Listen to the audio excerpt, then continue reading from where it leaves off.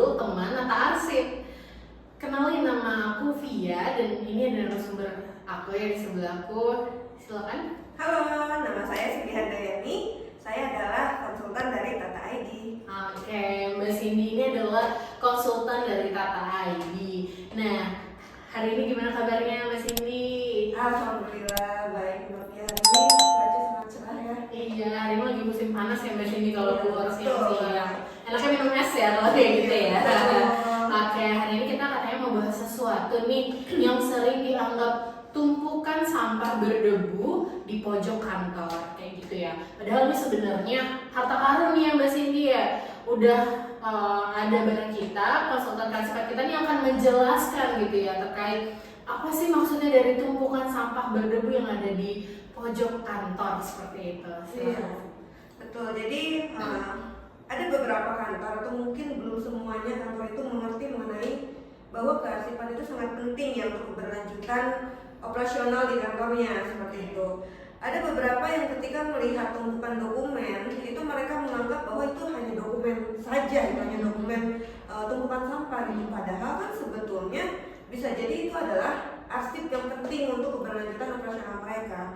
Karena menurut Undang-Undang Nomor 43 Tahun 2009, arsip itu bisa menjadi arsip itu adalah alat bukti yang sah gitu, bukti kegiatan yang sah seperti itu kan. Jadi ketika alat bukti yang sah itu bisa kita simpan, bisa kita kelola dengan baik, itu akan membawa perusahaan kita menjadi lebih baik lagi seperti itu. Karena kan kita menyimpan sejarah ya, bisa dibilang itu kan sejarah.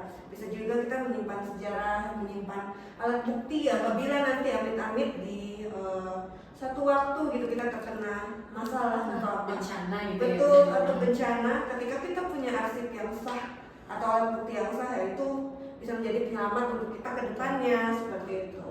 Oke, ini cukup menarik gitu ya. Jadi sebelum kita bahas yang lain, mungkin Mbak Cindy bisa jelasin dulu nggak sih apa sih yang dikelola kantor terkait arsip itu apa aja sih?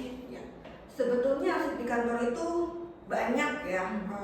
Rata-rata kan yang kita kelola itu adalah arsip dinamis.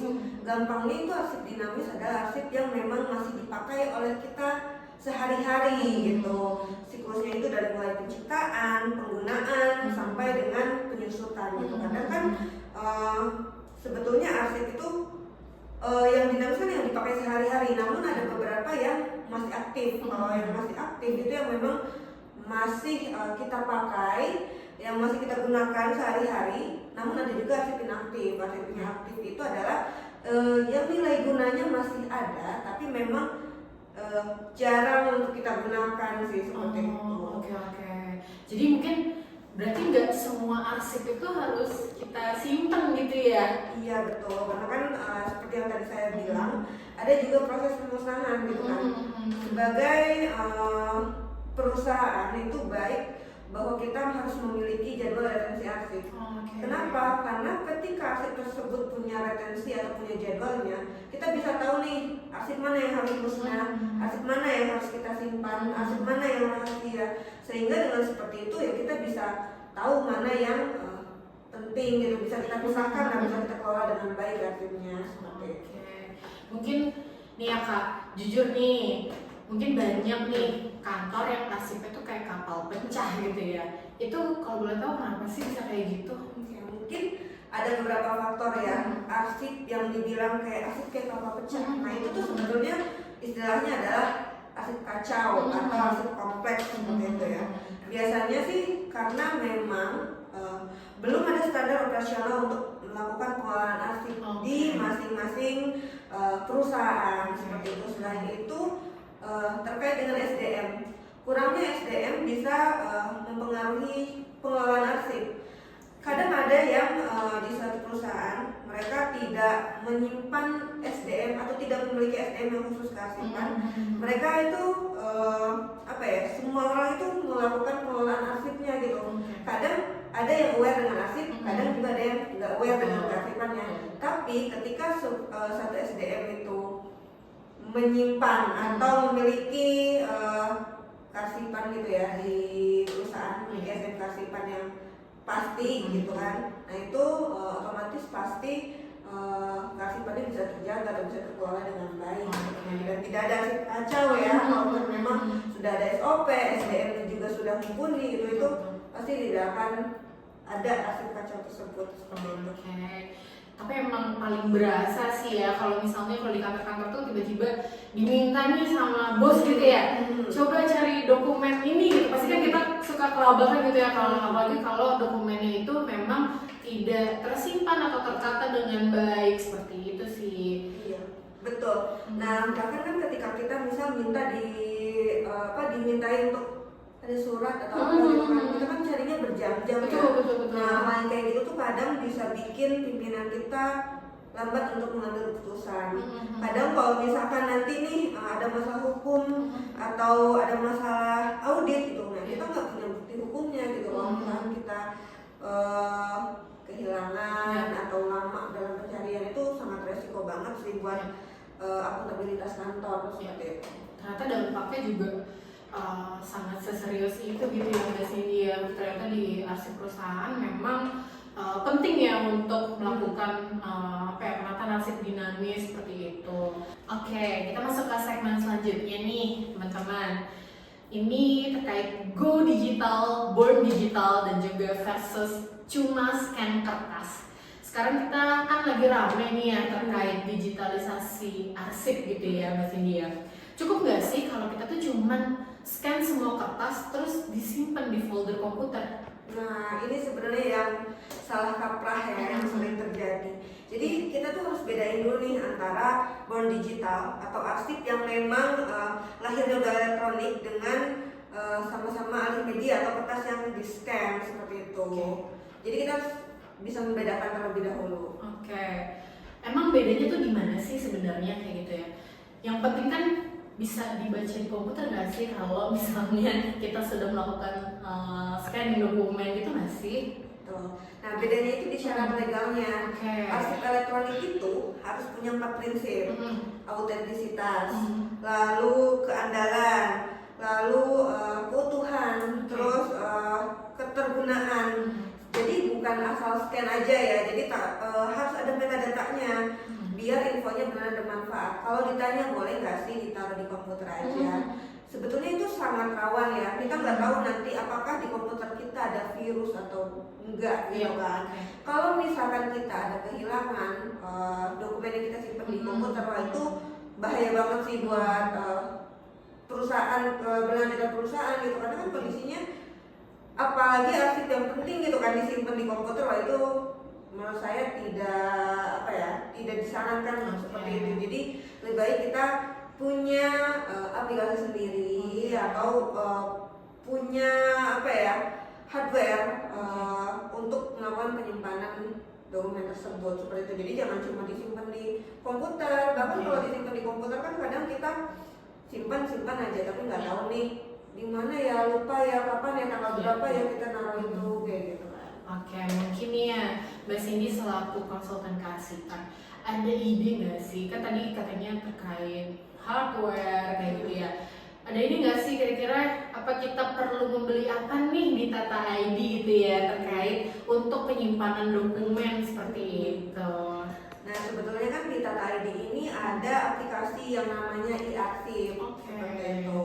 Nah, ketika kita punya dokumen soft copy, tidak seharusnya kita langsung simpan aja di komputer gitu kan.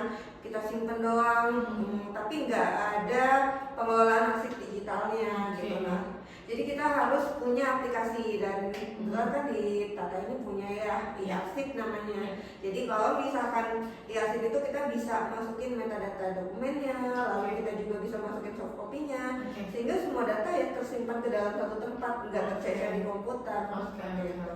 Berarti nanti kalau untuk mungkin perusahaan teman-teman gitu ya yang mendengarkan podcast ini gitu ya, mungkin nanti bisa di combine juga sama kebutuhan teman-teman seperti itu gitu ya Mbak Cindy ya terkait e-arsip ini. Oke, kita lanjut lagi nih ya terkait gebrakan Sri Kandi nih ya, solusi cerdas dan praktis. Tadi kan Mbak Cindy sebut gitu ya soal solusi cerdas. Katanya sekarang ada aplikasi pemerintah nih gitu ya yang canggih banget, namanya Sri Kandi. Kalau boleh tahu itu apa sih Sri Kandi itu?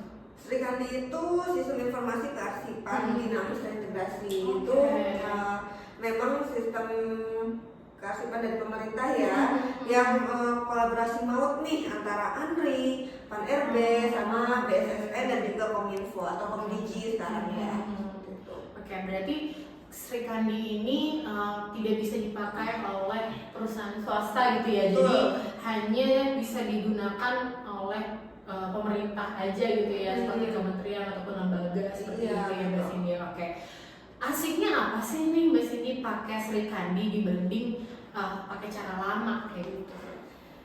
Jadi selain memang kita punya nih aplikasi tersendiri ya, pemerintah juga punya gitu yang untuk pemerintahnya sendiri gitu. Kementerian, lembaga ataupun perangkat daerah bisa memakai aplikasi Sri Kandi yang sudah disediakan oleh pemerintah. Apa sih enaknya pakai Sri Kandi? Nah, enaknya pakai Sri Kandi itu proses persyaratan tuh jadi cepat. Kita bisa bikin draft, terus verifikasi, tanda tangan itu langsung di aplikasi Sri Kandi tersebut seperti itu kan. Jadi kita nggak perlu lagi tuh bikin surat visi, terus kita lari-lari minta tanda tangan kan. Kadang permintaan tanda tangan itu tuh kan kadang yang lama gitu. Jadi kalau misalnya ada Sri Kandi kan lebih enak tuh karena kan sudah ada tanda tangan elektroniknya juga kan gitu. Jadi semua terintegrasi seperti itu ya sekarang ke arsip digital. Oke. Jadi lebih transparan juga gitu ya Mbak Cindy, karena semua itu sudah terekam di aplikasi Sri Kandi tersebut. Betul, karena di aplikasi Sri Kandi tersebut sudah ada audit trailnya ya.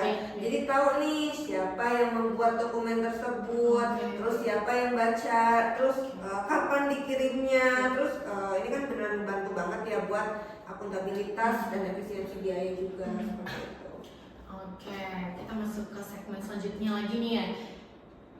Tuh 2. Gimana caranya sih nih biar kita tuh tetap konsisten gitu ya? Maksudnya gini, jadi nih kita masuk ke segmen terakhir nih ya Mbak ya. Tips buat kantor-kantor nih supaya nggak anget-anget tai ayam gitu ya buat waktu pas melakukan pengelolaan arsip gitu ya. Apa sih tips and triknya gitu ya dari konsultan kearsipan Tata ID gitu? Solusi cerdasnya ada 4 ya. Yang pertama itu ada komitmen pimpinan gitu kan. Nomor 1 banget nih, kalau misalkan bos kita sudah nggak peduli, ya mereka juga nggak peduli sama kearsipan gitu. Tapi kalau misalkan bos kita peduli dengan pengelolaan kearsipan, pasti beliau akan menerapkan sistem yang canggih nih untuk pengelolaan kearsipan. Misalkan beliau membuat SOP kearsipan kalau belum ada SOP-nya. Terus beliau meng-hire orang yang memang sudah ahli ke dalam arsip. Jadi yang pertama memang perlu adanya kesadaran dari pimpinan terlebih dahulu seperti itu. Atau komitmen pimpinan ya. Terus yang kedua, SOP yang jelas. Yang tadi saya bilang setelah komitmen dari pimpinan sudah oke, perlu dibuatkan SOP yang jelas. Harus ada panduan teknis yang seragam nih, biar semua orang juga satu frekuensi terkait dengan pengelolaan kearsipan. Sehingga seperti yang tadi Mbak Bia bilang ya, kok ada tumpukan sampah kayak gitu ya, padahal kan sebetulnya itu dokumen gitu kan. Seperti itu. Terus yang ketiga, latihan SDM. Ini sangat penting banget ya, karena kan banyak orang yang belum mengerti sih bagaimana pengelolaan kearsipan gitu kan. Kalau misalkan SDM kita dilatih untuk mengerti kearsipan, itu kunci suksesnya ada di situ sih. Karena kan ini yang jadi PIC untuk pengelolaan arsip di kantor seperti karyawan seperti itu.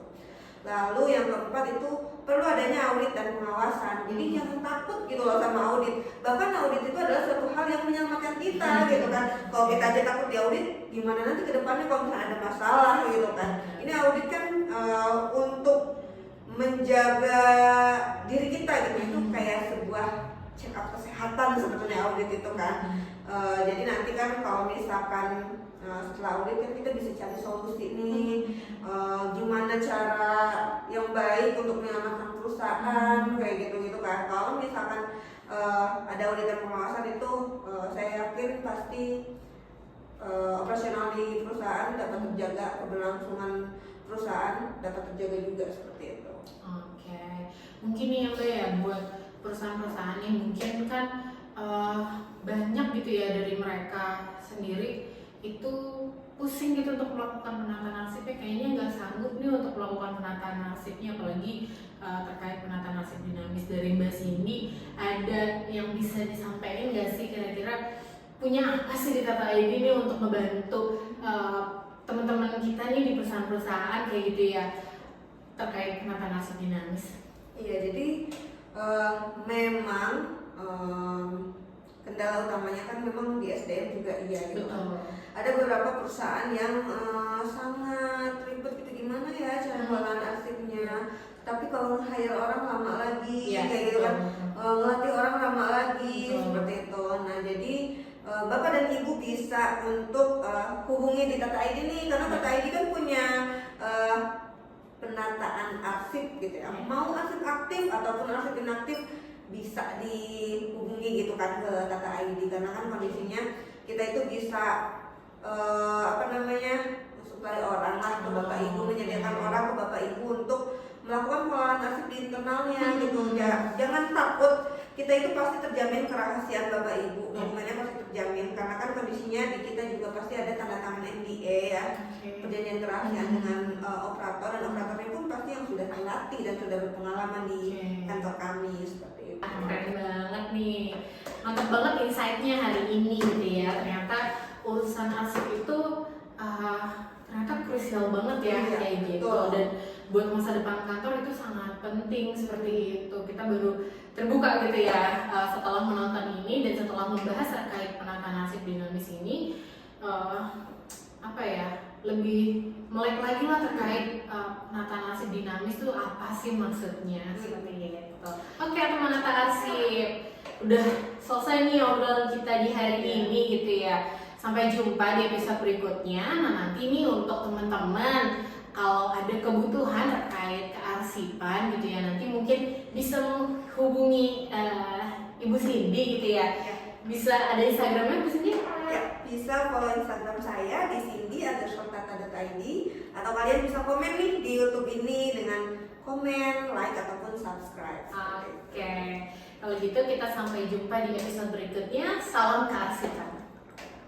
Jangan lupa Jangan lupa komen, subscribe, dan like.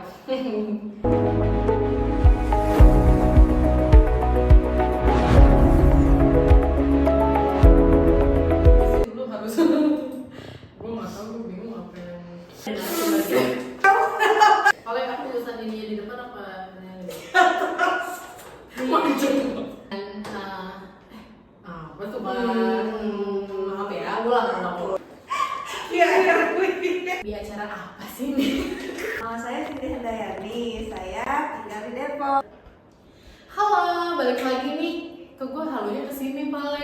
Ulang ya Pale, sorry ya Pale. Padahal tadi udah bagus, kenapa di-cut sih? Ulang Pale. Belum nih, Kak. Ulang, Pale.